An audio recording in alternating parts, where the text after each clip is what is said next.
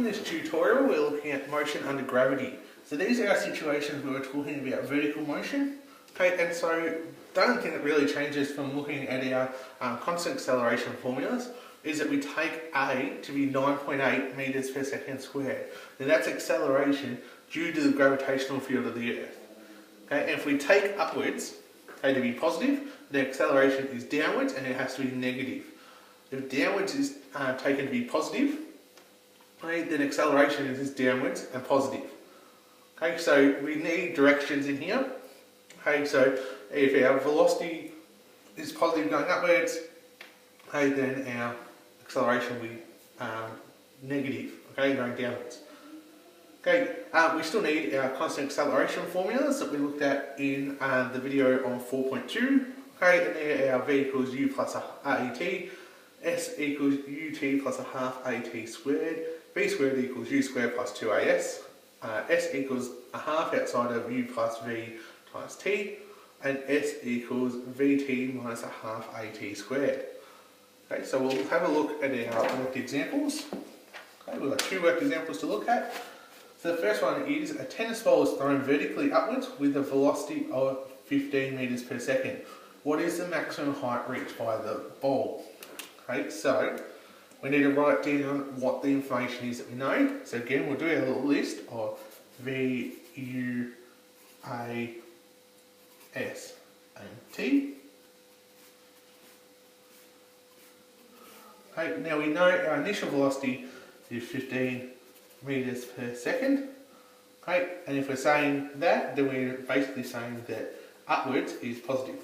So acceleration then is downwards, so it's minus 9.8 meters per second squared. Okay, we don't know our time. Okay, we don't know our distance, that's what we're trying to find out. And from that you'd be thinking, well, I can't actually do it because I don't know my V and our T. Okay, but at the maximum height, our velocity is actually 0. Okay, because the ball comes up, stops for an instant, then turns around and comes back. Okay, so at the top, our final velocity is 0. So we've got enough to look at. So for this, we're looking at our equation where we don't have t. So we're going to be using v squared equals u squared plus 2as. Okay, so we know what v is 0, so we get 0 equals 15 squared plus 2 times minus 9.8 times s. Okay, so we're going to get 0 equals our 15 squared, take 2 times 9.8 times our s.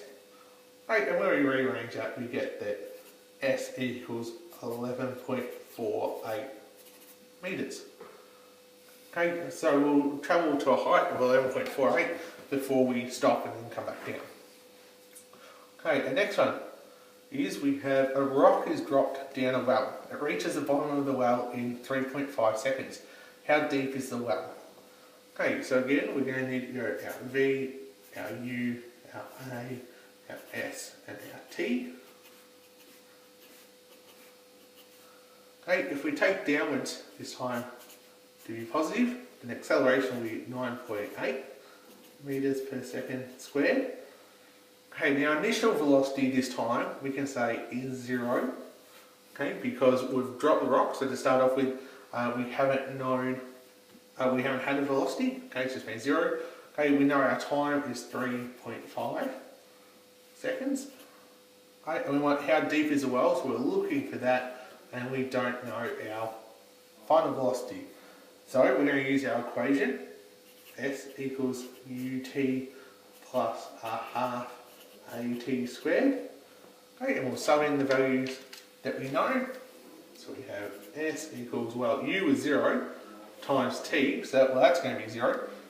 Okay, so then we're going to have a half times 9.8 times by 3.5 squared.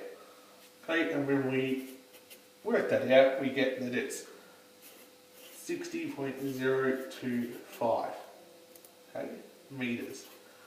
Okay, so our well would be 60.025 meters. Okay. Now it's important too, and I haven't mentioned this before, that if we're doing a worded question like these worked examples, okay, these answers aren't really sufficient. You should actually be doing a sentence. Okay, it's a worded question, answer should be worded. So you need to say the well is 60.025 meters deep. Okay? And that's the last worked example we've got for this section, so hopefully you don't go too bad with this either.